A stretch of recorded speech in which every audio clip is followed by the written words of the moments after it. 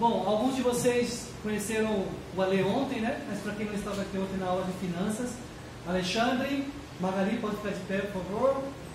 Esposa do Ale, a Ana Clara também, a filha dele, vieram aqui nos visitar.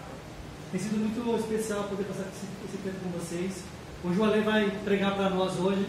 E eu falei para algumas pessoas hoje, eu falei, sem pressão, tá? Eu, olha, domingo vai ter uma pregação poderosa, viu? Pode pro culto que... Bom, o Ale e a Magali já conhecem há alguns anos, de São Paulo. Eu me lembro o Ivânia liderando bate-papo. Esse ano eu fiz 13 anos como discípulo, né? Nessa época eu acho que a gente tinha uns 4 anos mais ou menos. E a gente se encontrava, né, lá na casa deles para poder aprender. É um casal que a gente admira bastante. Então, obrigado por vocês terem vindo. Nos ensine, nos inspire, puxe nossa orelha se precisar. E possamos ter um ótimo tempo agora de ensinamento com o nosso irmão. Eu queria fazer uma oração antes de você começar.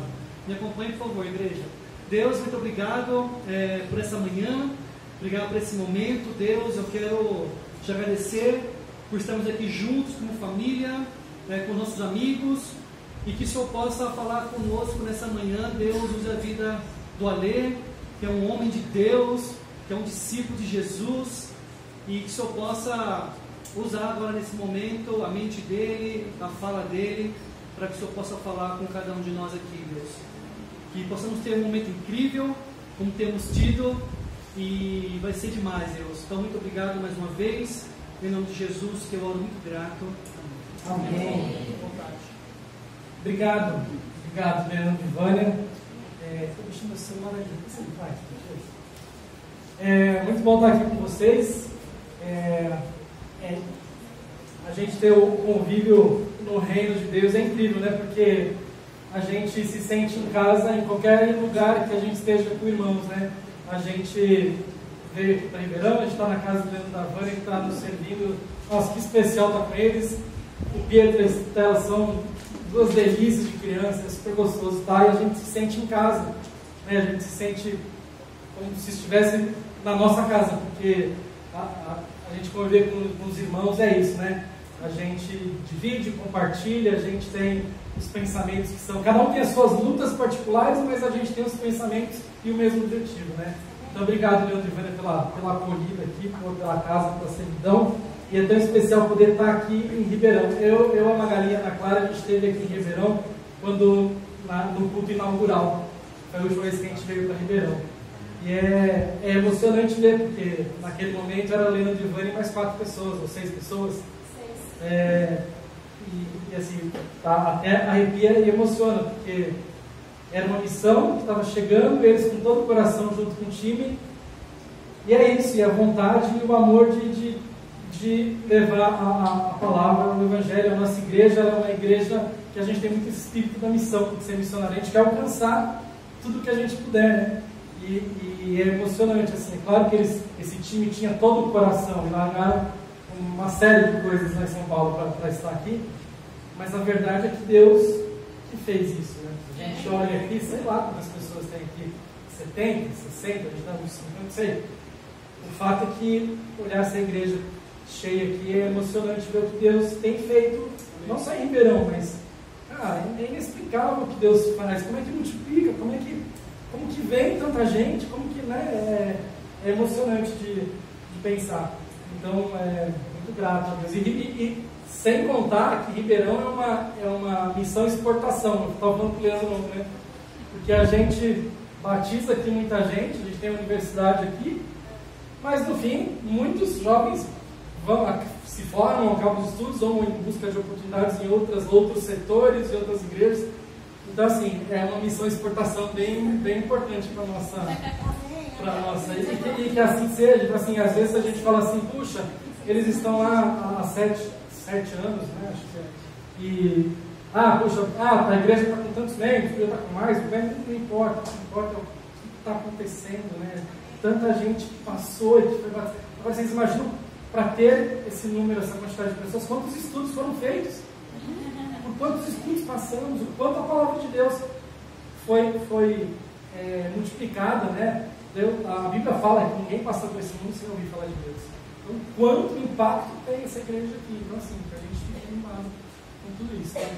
É um prazer estar aqui. Obrigado pelas meninas que acolheram a Ana Clara, minha filha, nossa filha. A Ana Clara durante a semana estava assim, ai, eu vou ficar lá com os universitários, mas eu não conheço, ai, que nervoso, ai, não sei se eu vou. Não sei se eu vou. E a gente, aí, assim, filha, é igual estar aqui. Você vai experimentar isso, porque assim, eu tenho certeza. Eu não conheço as meninas, mas eu sei do que a gente pensa e do Deus que a gente serve. Eu sei que elas vão te acolher e você vai se sentir em casa. Eu perguntei para ela ontem e perguntei hoje. Então foi ótimo. Então, assim, obrigado, meninas, pelo cuidado e por acolher a lá também. Mas isso aí, vamos lá, vamos ao que interessa. A gente vai ter uma aula super especial aqui também, e a gente fala de toda a nossa organização na vida, e a gente fala de coisas desse mundo, mas hoje eu queria fazer o contraponto com o que realmente importa para a gente como cristão, que é o nosso verdadeiro tesouro, né? Que é eu queria falar sobre o tesouro que importa. Aonde está o tesouro que realmente importa, né? Onde a gente quer chegar com as nossas missões, e qual é o nosso propósito como igreja, como setor, como Ribeirão e como a nossa igreja toda, né? E nós como cristãos, né? Porque além é importante estar envolvido numa igreja, numa comunidade, mas no fim, a gente quando chegar lá, Deus não vai falar assim, deixa eu ver sua carteirinha aqui de que igreja você é. Não vai ter isso. Ou vai ter as filas das igrejas, né? E a nossa fila, ó. Deus quer saber o nosso papel como cristão, né? Então, é isso. Onde é que está o nosso tesouro, o nosso coração, e a gente vai falar um pouquinho disso hoje. Amém. E aí, eu queria falar com vocês sobre o reino dos céus, um tesouro inestimável. E aí, antes que o Leandro fala assim, puxa, nossa, que linda essa apresentação, está colocando num outro nível. Então, assim, como aqui tem um monte de universitário, eu já vou me entregar logo. Vocês não são bobos, vocês devem saber de onde veio.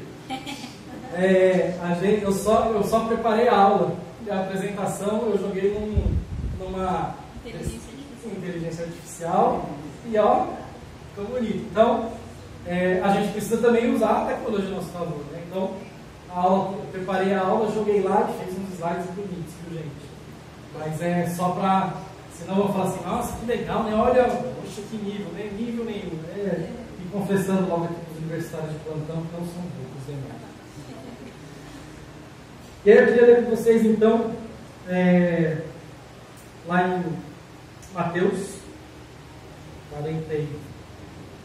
13, 44 e 46.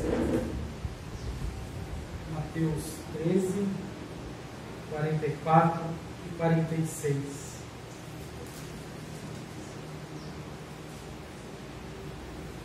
E aí é interessante, né, que Jesus, ele falava com a gente por parábolas, com os discípulos por parábolas, né?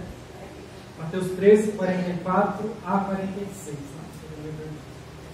E Jesus falava por parábolas, né? É interessante, por que, né, que ele falava assim por parábolas? Eu acho que era o jeito que ele conseguia melhor atingir o coração ali de quem estava ao redor dele, e de forma simples, né? De forma inspiradora, de forma objetiva, né? Essas histórias são simples e poderosas, né? E sempre nos convidam a refletir sobre o valor assim, comparado da vida espiritual, né? Com Deus. Eu às vezes lá em casa a gente fala tantas vezes, repete, fala as coisas. Eu acho que vou começar a falar por parábolas lá em casa também, para ver se o efeito é melhor, também se eu alcanço os mesmos objetivos, né? E através dessas parábolas que a gente é desafiado a examinar mesmo as nossas prioridades, a considerar o que a gente está disposto a sacrificar e fazer, né? Quando a gente tem o entendimento, né? Facilita o entendimento. Eu vou ler então aqui com vocês, que fala assim: o reino dos céus é como um tesouro escondido num campo. Certo homem, tendo encontrado, escondeu de novo. Então, cheio de alegria, foi e vendeu tudo que tinha e comprou aquele campo. O reino dos céus é como um negociante que procura pérolas preciosas. Encontrando uma pérola de grande valor, foi, vendeu tudo que tinha e o comprou. E é interessante, né? Imagina a gente achar um campo com um tesouro escondido, né? Naquela época, o que você fala? Você pode pensar, puxa, mas que bizarro, né? Quem que coloca quem que afunda dinheiro na terra? Né? Quem que esconde dinheiro? Mas naquela época era isso, né? Naquela época não tinha banco, não tinha Pix, não tinha cartão, não tinha... Imagina que as pessoas que ganhavam, que tinham seus recursos, onde que elas guardavam recursos? Guardavam em casa, guardavam mesmo enterrado em algum lugar. Eu imagino quem tinha muito recurso, em algum lugar tinha que colocar, porque você não põe no bolso, né? A gente hoje mal anda com dinheiro no bolso, tudo bem, a gente já não tem tanto dinheiro, mas a gente não anda com dinheiro no bolso, né? Então, assim, acho que era comum ter dinheiro guardado em alguns lugares. E aí, tinha um campo lá, ele fala de um campo com um tesouro inestimado. Eu estava chegando aqui e vi que essa casa está para vender, se eu não me engano, né? Acho que a Lavânia até comentou. Imagina, gente, a gente descobrindo essa casa aqui do lado. Deixa eu xeretar essa casa aqui, eu nem quero comprar, mas eu quero ver como é que é. E achar um pote de ouro, achar um monte de dólar, achar um monte de dinheiro na casa. O que vocês estão dispostos? O que vocês estariam dispostos a fazer para comprar esse terreno? Então, assim, a gente pode recorrer. Eu já penso em 1000 formas aqui de financiamento, de arrumar grana, captar recursos aqui para eu comprar um terreno que tivesse um tesouro escondido. Eu acho que na cabeça da gente, se a gente pensar um pouquinho e se provocar, a gente tem 1000 coisas que podem passar aqui que eu faria.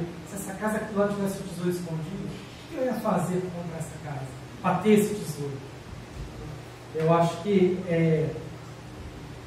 a gente tem vou passar aqui também. A gente tem a criatividade, né, e a vontade, são coisas que mexem com o nosso coração. Quando a gente fala assim, puxa, uma coisa que eu queria muito, uma coisa que ia resolver a minha vida, né? E aí é isso, né? Então, assim, essa parábola ela está falando da descoberta, né? Essa parábola que fala do tesouro aqui escondido, né? Uma experiência que pode transformar a vida de quem está encontrando esse tesouro, né? Porque dependendo do valor desse tesouro, pode mudar vidas, né? A sua própria, e você pode... Imagina o que a gente podia fazer com uma igreja aqui, se achar um tesouro aqui, podia investir, comprar as 2 casas, fazer um baita de negócio, né?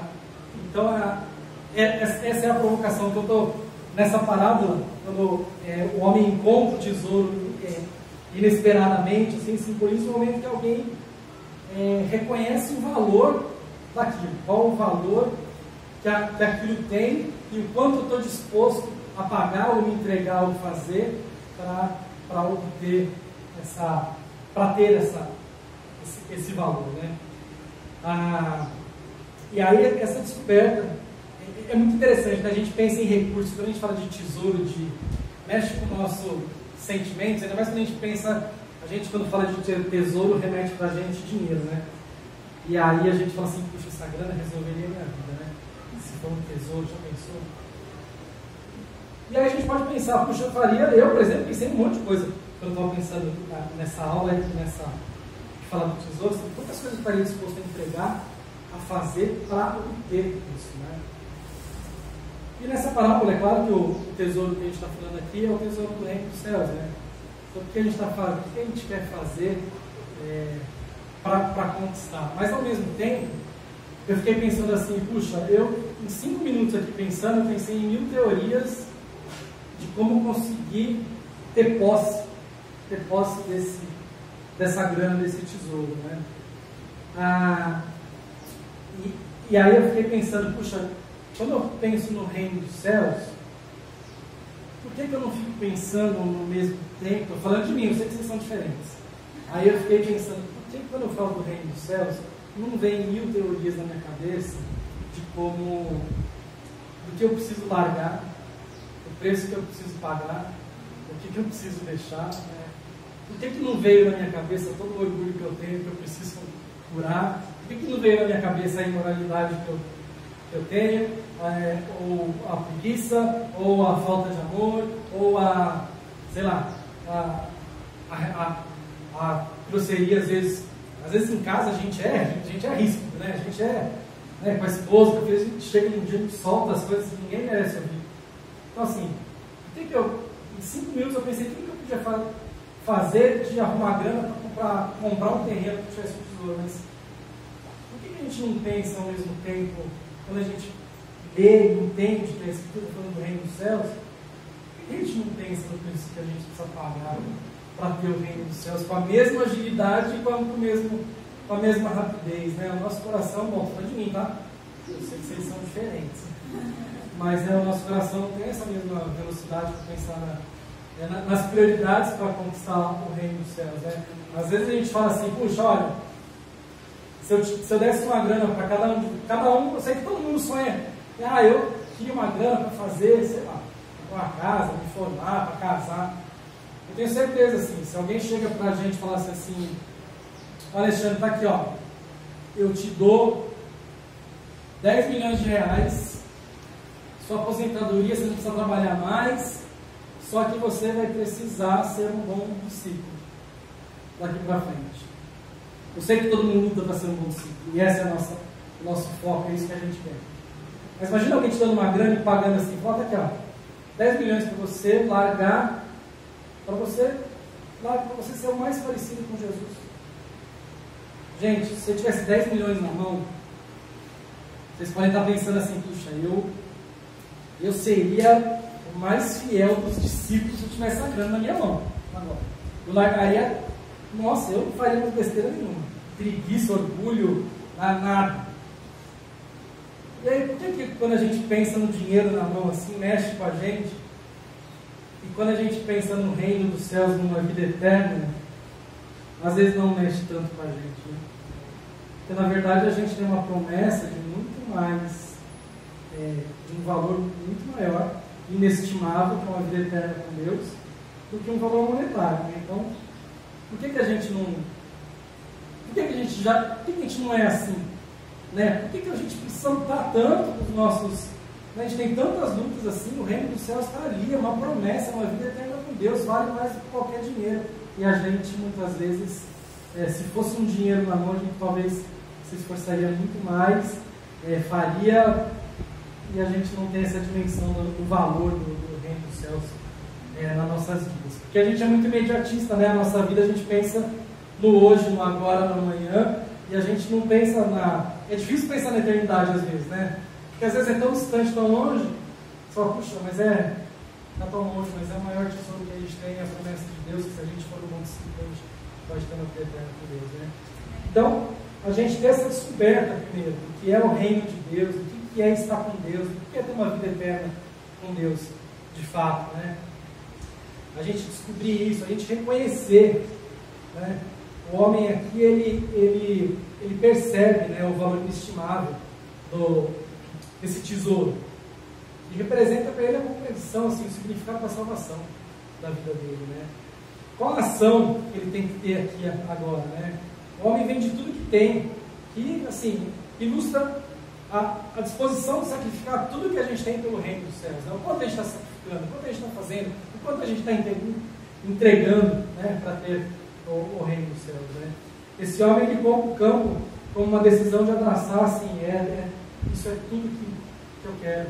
Eu descobri um tesouro verdadeiro e eu quero esse campo para mim, né? Então, da gente a gente refletir assim, a gente descobrir o que é o reino de Deus na nossa vida, a gente reconhecer a soberania de Deus, reconhecer o sacrifício de Jesus. Jesus foi lá, morreu na cruz para que a gente pudesse ter uma vida eterna com Deus, né? Qual a ação que a gente vai ter? O que eu vou fazer diante disso, dessa descoberta do que eu estou reconhecendo? Qual a minha responsabilidade aqui? E aí, de fato, ter a aquisição desse terreno, né? E aí a gente tem o valor que tem esse nosso sacrifício. Por que a gente faz? Como a gente faz? Por que a gente faz, né?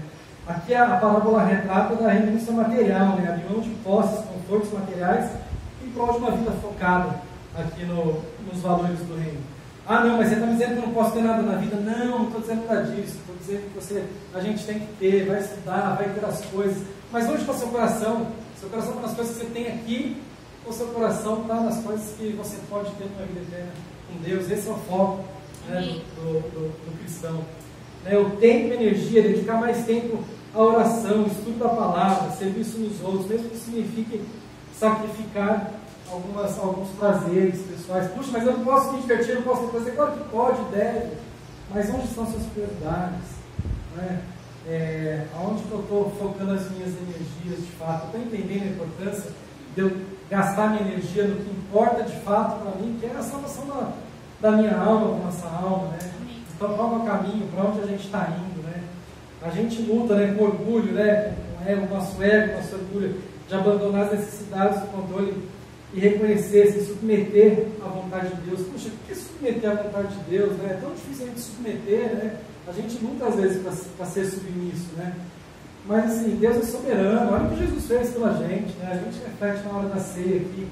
Eu não consigo imaginar o que é a dor de Jesus sendo pregado numa cruz, né? Jesus era perfeito, Jesus não errou. Jesus naquele momento da cruz, ele ficou impuro com os nossos pecados ali sobre ele.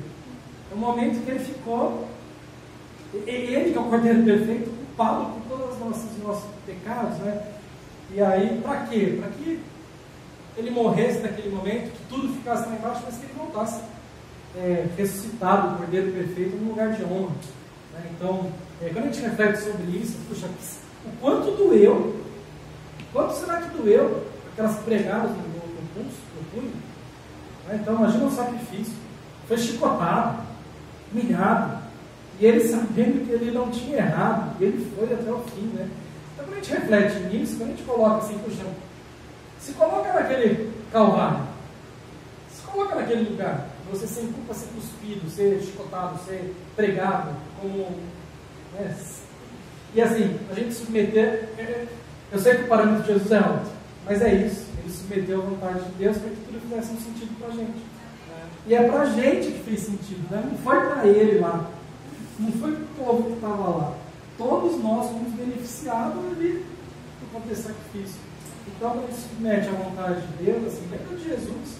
Jesus, que era o cara perfeito por dentro, ele submeteu à vontade de Deus. Ele orou ali, falou: Deus, se for possível, me tira dessa. Mas não era possível, porque senão nada faria sentido. Então, para a gente pensar o que a gente está sendo submetendo aqui à vontade de Deus, né? O nosso relacionamento está disposto a enfrentar incompreensão, rejeição de outros por causa da fé, priorizando o relacionamento com Deus. A gente é chamado para um relacionamento com Deus. Eu super admiro assim, essas missões que são mais voltadas para a universidade. A gente mesmo, fora da universidade também, a gente tem o nosso desafio de convidar pessoas e às vezes a gente ouve coisas que são desagradáveis. Eu oro muito pelos universitários, pela missão dos universitários, porque lá em São Paulo, alguns dos meninos que vão para a USP já compartilharam que ouviram várias coisas pesadas, assim. Do tipo, desejar a morte para esses cristãos aí que ficam aí querendo evangelizar. Cara, imagina você na universidade, você se submetendo, querendo espalhar a palavra, né, evangelizar, e você ouvir esse tipo de coisa, né? Então, o quanto a gente está disposto a isso, a levar a palavra de Deus, o Evangelho, mesmo que seja recebido com certa aspereza, né? Então, o quanto a gente está disposto de ter esse relacionamento. E essa convicção, esse relacionamento, ele só vem de um modo, né? Ele só vem do nosso relacionamento de fato. Que vem de onde? Vem das Escrituras. Hoje a gente tem diversas ferramentas. A gente pode entrar no YouTube, ouvir pregação, ouvir aula, mas o fato é que a gente pegar a Bíblia, estudar, fazer nossos tempos, anotar, é isso que vai nos dar convicção. A nossa convicção, ela vem de estar ali. E é engraçado que a Bíblia é viva, né? Porque às vezes você vê as Escrituras e elas estão, parece que elas mudam, mas é o seu momento, né, que está ali mudando. A busca constante, né? Ele fala da procura pelas pérolas finas, né? Então, a busca constante por esse tesouro, a busca constante o que vai agradar a Deus, o que eu tenho que fazer aqui, o meu relacionamento, como que eu estou, como que eu tenho que me importar com os irmãos. Então, o discernimento, a leitura bíblica diária, os estudos, eles nos ajudam, nos dão discernimento para entender, puxa, qual é o caminho que eu tenho que seguir que agrada a Deus? Que agrada, assim, esse Jesus. Não, eu não vou falar recompensa, porque nada que a gente vai recompensar o que Jesus fez, e nem a gente não é merecedor de nada, mas o que eu posso fazer para ser um bom discípulo? O que eu posso fazer para dar o meu melhor nessa busca constante que a gente tem pelo reino, né? Ter o discernimento só vem pela palavra, só vem pelo relacionamento. Se a gente não se relaciona com uma pessoa, como é que você vai discernir o que agrada essa pessoa ou não, o que faz bem para ela ou não? No casamento, quem é casado aqui entende bem isso, mas quem não é também num relacionamento de amizade, de qualquer relacionamento, então você tem que estar perto, próximo, entender, saber, conhecer. Né?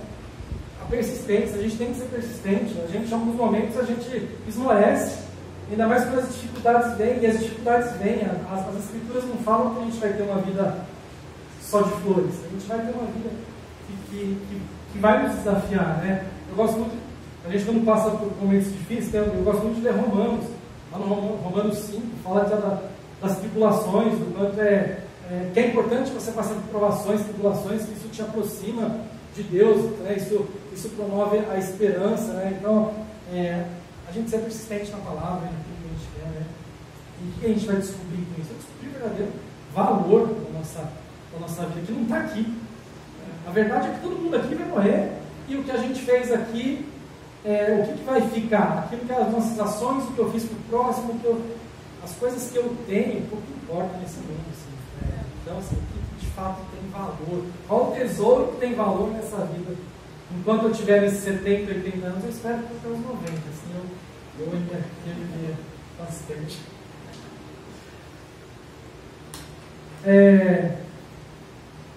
E aí, essa pérola, né, esse tesouro, é o grande valor aqui que ele cita nessa parábola, né, o valor incomparável. A pérola de grande valor supera todas as outras. Assim como o reino de Deus na nossa vida, ele tem que ser colocado num valor que supera todos os outros valores que a gente tem aqui. É difícil, porque a gente tem os sentimentos aqui. Eu gosto dessa vida, tem coisa que eu gosto. Eu gosto tanto aqui, eu luto com... Eu gosto muito de carro, já lutei muito com carro, eu quero ter aquele carro, eu gosto disso. Eu gosto de carro velho, eu gosto de carro antigo também, eu quero ter um carro antigo assim. Cara, onde está o valor? Onde eu vou depositar minha energia? Vou depositar minha energia, é um prazer. Não estou falando que a gente não tem que ter os prazeres da vida, tem também, mas aonde está o valor de fato que realmente importa? A gente precisa nos provocar aonde eu estou colocando a minha energia, onde eu estou colocando os valores que realmente importam, aquilo que vai ficar, porque eu quero chegar lá, eu quero ter uma vida eterna com Deus. Eu brinco lá em casa assim, eu quero. A gente trabalha muito, hoje em dia todo mundo trabalha muito, estuda muito, porque a vida é assim nesse mundo, né? Mas eu quero meu pedacinho de nuvem, tranquilinho lá, ar-condicionado, Wi-Fi, eu quero ficar quietinho, assim, eu não quero trabalhar. Dizem que a gente quer estudar, não, vai ter trabalho, mas vai ser um trabalho que te dá prazer. Eu quero ficar só com prazer, é o que eu penso hoje nessa terra. E é uma decisão radical. A gente precisa decidir, a gente precisa ser radical com aquilo que a gente quer, a vida que a gente quer com Deus. Porque tem muita coisa pequena que às vezes a gente não percebe ou percebe e a gente deixa escondidinho e nos afastam de uma vida de ser um mundo simples. E a decisão tem que ser radical. É assim, o padrão de Jesus ele é alto. Ontem a gente estava calculando, puxa, uma alegria estar aqui, num curso de confraternização, com 2 batismos, demais, assim. Deus realmente foi muito generoso comigo e com a minha família de trazer a gente nesse final de semana. E a gente estava calculando ontem com o Rafa e a gente fala de algumas coisas, puxa, Jesus, as escrituras falam, se a mão te faz pecar, arranca a mão, arranca o olho. Um padrão muito alto. Você já pensou em cortar sua mão, que você fez uma besteira, deu um clique errado? Mas é um padrão, vai ser radical, né? É assim que eles falam. E é um investimento eterno, né? Ao comprar a pérola, investimos na eternidade. Essa visão traz uma recompensa, transcende qualquer entendimento. E quando a gente fala em eternidade, porque assim, é fácil a gente pensar nos 70, 80 anos que a gente está aqui. Eu cresci, né? Eu estudei na faculdade, universidade, eu vou casar, vou ter filho, vou possivelmente ser avô ou não. E é isso. E aí vou trabalhar a vida inteira, aposento e morre. Gente, mas é a eternidade. A eternidade é muito mais tempo do que... A eternidade a gente está falando de um tequinho aqui, ó. Eu gosto muito de gráficos, né? Você está falando de um pedacinho, de uma linha de tendência aqui, ó. Que é o pedaço que eu estou vivendo. Todo o resto é a eternidade. E a gente se foca aqui, ó. A gente coloca o nosso foco aqui no pedacinho. É impressionante, né? Como a gente é limitado. Como a nossa cabeça é curta, o nosso pensamento é pequeno. Eu estou focado nesse pedacinho aqui com os meus prazeres. Gente, eu tenho todo o resto. Se eu for bem nesse tequinho aqui, ó, eu vou ter todo o resto de maravilha, descanso e alegria. Essa é a promessa de Deus na nossa vida. Isso é o que as Escrituras dizem, o que as Escrituras falam, né? A alegria, né, dessa descoberta. O amor divino, a gente entende o amor de Deus para nossas vidas. O que é isso? O que realmente importa? Deus está comigo, Deus me ama, e é isso. De novo, não estou falando que a gente não tem que fazer nada nessa vida que nos dê prazer. Temos também que ser felizes. Né? Eclesiastes fala que há tempo para tudo, e há tempo também para a gente fazer as nossas vontades. Mas qual é o foco principal? Que não sejam as coisas daqui, né? O nosso propósito. Qual é o nosso propósito aqui? Qual é o nosso propósito como discípulo? Qual é o nosso propósito como irmãos? O quanto eu vou ajudar meus irmãos? O quanto eu quero desenvolver? O quanto meu coração está pensando nessa igreja, nessa missão, no crescimento, no evangelismo? Quanto? Isso só vai me aproximar de Deus. Tudo que a gente faz, e que a gente é chamado a fazer de evangelismo, de oferta, de qualquer mandamento bíblico, por que a gente faz tudo isso? É um propósito, e o propósito é estar perto de Deus. É só esse o propósito. E isso vai trazer uma paz interior e uma comunhão com Deus incrível, porque você vai ter paz. Isso vai te dar paz, porque você vai ter uma vida mais tranquila com Deus, porque Deus conforta os corações muitas, né? Isso promove uma comunhão com Deus, né? A hora que você entende que você está, puxa, mas eu fiz tudo certinho, dá uma tranquilidade, uma comunhão. A gente estava vindo para cá na sexta-feira, né? E tem os limites de velocidade na estrada, né? Eu algumas vezes já abusei um pouquinho, né? A gente toma umas multas de vez em quando na estrada, e eu vim no limite da via ali, não era 110 por hora, 300 km a 110, e é isso aí. É o que tem. Mas aí, a hora que eu cheguei aqui, eu falei, puxa, que bom, eu vim no limite da velocidade, certeza que dessa vez eu não tomei nenhuma multa, não fiz nada de nenhuma gracinha no trânsito, assim, falei, que bom que eu fiz, que eu vim certinho, né? É isso, se a gente tiver uma vida que a gente consegue estar próximo de Deus, com propósito, com comunhão, eu acho que é aquela sensação de Paulo, né? Paulo fala, fiz aqui, né? Combati o bom combate. Então que a gente, na nossa estrada da fé, que a gente fique dentro dos limites. E a gente só consegue, como é que a gente sabe quais são os limites? Estando perto, vivendo uma vida com os irmãos, tendo tempo com Deus, relacionamento, entendendo o propósito da comunhão. Aí a gente conhece os nossos limites e a gente leva uma vida dentro dos limites. E aí a gente aplica na prática, né? Uma forma de a gente aplicar na prática, o que a gente lê, conhecendo os limites, é mais fácil de aplicar na prática, né? Que a gente tem. Priorizar os momentos diários de oração, praticar generosidade. Deus não precisa do nosso dinheiro, mas olha que gostoso para esse lugar. Olha que lugar demais. A Vânia falando, puxa, tinha um banheiro para todo mundo. Tinha batismo em caixa d'água, e ok, para batizar de batismo em qualquer lugar, na pia, né? Mas que legal, né? Tem essa estrutura. Deus não precisa do nosso dinheiro, mas nós, como comunidade, como igreja, precisamos de uma estrutura. E não é gostoso? Não é bom ter um lugar para se reunir? Então é isso, ser generoso, ser comprometido, ser organizado com nossas finanças, né?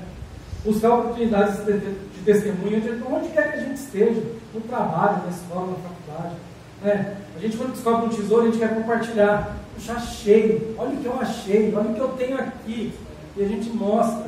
Quando isso transforma a nossa vida, a gente mostra. Quando a gente ter esse hábito, onde quer que a gente esteja, né? Cultivar as amizades que encorajam o crescimento espiritual.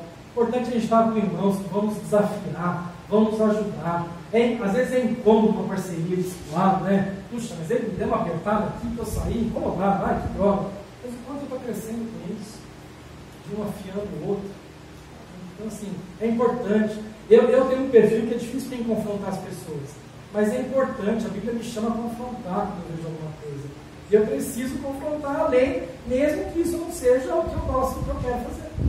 Eu preciso confrontar quando eu preciso. Eu sou o sentinela lá, eu estou vendo se alguém está fazendo alguma coisa que não está nos limites da estrada aqui. Eu sou chamado a falar, ainda que eu não queira e que eu não goste. Escolher atividades que edifiquem, que não comprometam a nossa fé, né? Tem várias coisas que a gente gosta de fazer, mas quais são os limites naquilo, dentro do meu prazer, do meu lazer? Onde é que estão meus limites? Até onde eu vou? A gente só conhece os limites tendo um relacionamento forte com Deus.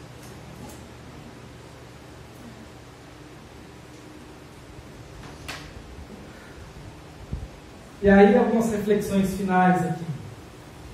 Uma perspectiva eterna. Por cultivar uma visão além do tempo, né, do temporal. O tempo de Deus é diferente. Deus está no topo de um prédio onde Ele vê tudo, toda a eternidade. Então a gente ter essa perspectiva eterna, vida eterna, um compromisso renovado, renovar diariamente nosso compromisso com Deus, entendendo o sacrifício que Jesus fez pela gente, ser um testemunho vivo. A gente precisa testemunhar o que Cristo fez, né, o que Cristo, a morte dele na cruz por nós, mesmo sendo o Cordeiro perfeito. A gente precisa testemunhar isso mesmo. Uma gratidão constante, cultivar no nosso coração a graça de Deus, pelo privilégio mesmo de ser parte de uma comunidade, ser parte do reino. Eu gosto, num dos tempos que eu preparei para a nossa igreja de casa, eu achei essa frase em muitos lugares aí que a gente pesquisa, e eu gosto muito. Um coração grato deve ser uma realidade na vida de qualquer pessoa que se considera cristão. Porque quem entende que é salvo através do sacrifício de Jesus, sabe que não fez nada para ganhar essa recompensa. E recebe o bem da graça de Deus. A gente não fez nada. E a gente ainda depois de 2000 anos, a gente não fez nada mesmo. Só que Deus é atemporal. Eu no começo eu tinha muita luta de entender porque que os meus pecados interferiram lá na cruz. Eu disse, Deus não, eu nem estava lá. Os meus pecados não tinham nada a ver. Eu não tenho esse peso com Jesus porque não foi os meus pecados. Até entender, né? Não foi só pelos meus, foi pelos pecados de todo mundo, inclusive aqueles que estão por vir. Né? Então quando a gente tem essa dimensão que Jesus fez, a gente precisa o cristão precisa ter uma gratidão constante. Um coração grato.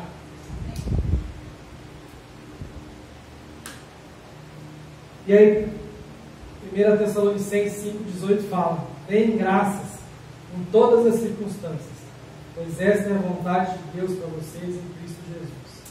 Então vamos ser gratos. Que bom que a gente está aqui, que bom que o Ribeirão está quentinho, né? Mas a gente está junto.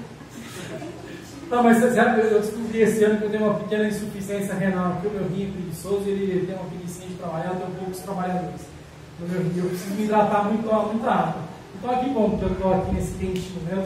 Porque eu tomei água o dia inteiro, tomando água que eu nunca tomei, eu estou embolorando aqui. Mas que bom, né? Que é quentinho, olha aí que delícia de poder fazer. Mas é isso, assim, bem graça em todo lugar que a gente estiver. O cristão ele precisa transbordar a gratidão. E reconhecer a gratidão em todos os momentos. Né? 1 Coríntios 30 fala: é porém por iniciativa dele que vocês estão em Cristo Jesus, o qual se tornou sabedoria de Deus para nós. Isto é justiça, santidade e redenção.